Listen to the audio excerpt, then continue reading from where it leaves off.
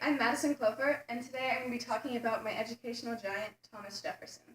I hope you enjoy this presentation because I learned quite a bit about him and how his educational philosophies have shaped our educational system today. So first, some basic information. Thomas Jefferson was born on April 13th, 1743 in Shadwell, Virginia. He died on July 4th, 1826, and that is the 50th anniversary of the Declaration of Independence. He married Martha Wells Skelton on January 1st, 1772, and together Martha and Thomas had 6 children, but only 2 lived to reach their adult years, and sadly only 1 outlived Thomas Jefferson.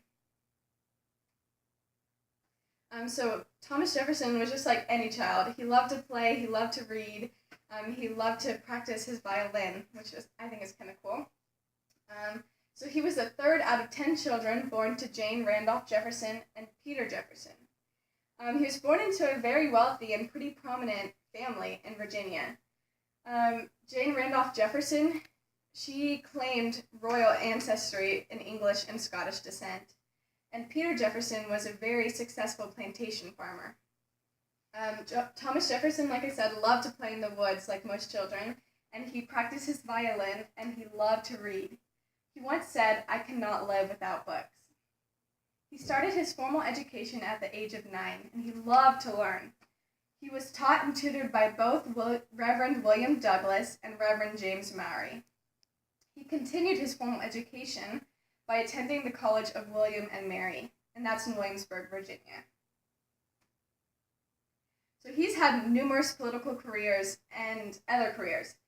After he attended the College of William and Mary, he decided that he wanted to become a lawyer.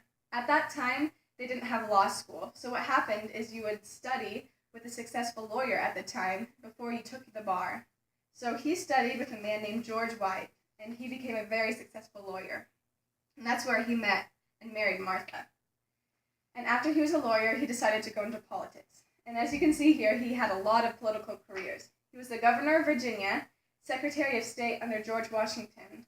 He was the vice president to John Adams, the 3rd president of the United States, and he helped with the Louisiana Purchase. He was a member of the Virginia House of Burgesses and a member of the Virginia House of Delegates. And he also drafted the Declaration of Independence. So he was very eloquent in speaking and writing, and that was due to his formal education. His politics aided in his educational philosophies. In 1777, Jefferson wrote the Virginia Statute for Religious Freedom, although it wasn't adopted into state law for another 9 years. So what this document did is it reinforced the First Amendment, which is the freedom of religion, freedom of speech, freedom of press. But it also helped establish the phrase separation of church and state. Something that I thought was very interesting is most of us have heard the term separation of church and state, but Jefferson intended it to be much differently than what people say it is now. A quote from him says, "I contemplate with sovereign reverence that act of the whole American people which declared that their legislator should make no law respecting an establishment of religion, prohibiting the free exercise thereof, thus building a wall of separation between church and state." So this term, separation of church and state, actually isn't in the Constitution. It was just in a letter by Thomas Jefferson. But it establishes that the government can't have a state religion and enforce people to worship. They are free to choose to worship as they will. So this doesn't ban praying and reading the Bible and anything religious in schools, which is what people take it to be now. He was an advocate for education. He wanted everybody to learn and to grow. He once said, "Educate and inform the whole mass of the people. They are the only sure reliance for the preservation of our liberty." So Jefferson knew that in order for a nation to be successful, the people have to be educated, and that the whole future of the nation is rested in its citizens. Jefferson thought it was essential for individuals to have the opportunity to be formally educated just like he was. So he was an advocate for free public education. In June of 1779, he introduced the bill for the more general diffusion of knowledge to the Virginia legislature. So this bill proposed that an elementary school would be constructed and supported by taxpayer dollars in order for all white boys and girls to receive a free education for 3 years. Afterwards, the bill would then help those top scholarship students who received the best grades to get a free education at the College of William and Mary.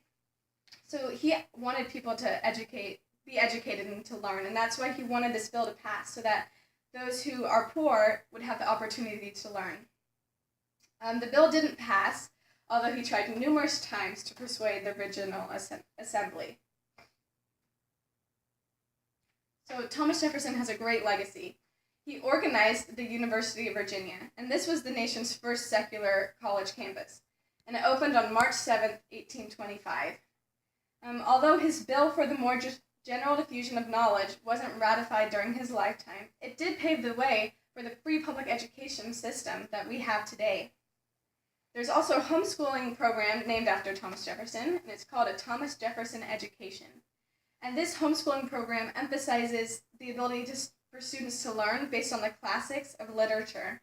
But they also want to promote students to learn because they want to, not because they're forced to.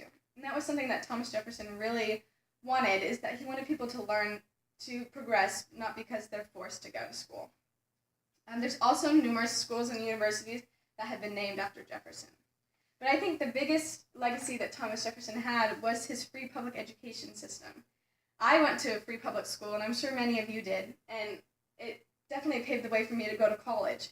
And so I think it's super important that he provided that so that students from all lifestyles can have the opportunity to go to school. Some last interesting facts. Thomas Jefferson sold his personal library to the national government, and it was a pretty big collection, so it served as the foundation for the Library of Congress. And after he retired from his political career, he spent the remainder of his days in an estate that he built himself. It's called Monticello, and that's in Virginia. And it's a beautiful estate, and I've actually had the opportunity to go and tour it before. And if you have the chance, I would suggest to go and tour it because they give you so much more detail of Thomas Jefferson and his life and legacy. But that's the conclusion of my presentation, and I really hope that you learned a lot more about Thomas Jefferson and his educational philosophies. If you have any questions, just let me know, and I'll try and answer them to the best of my ability.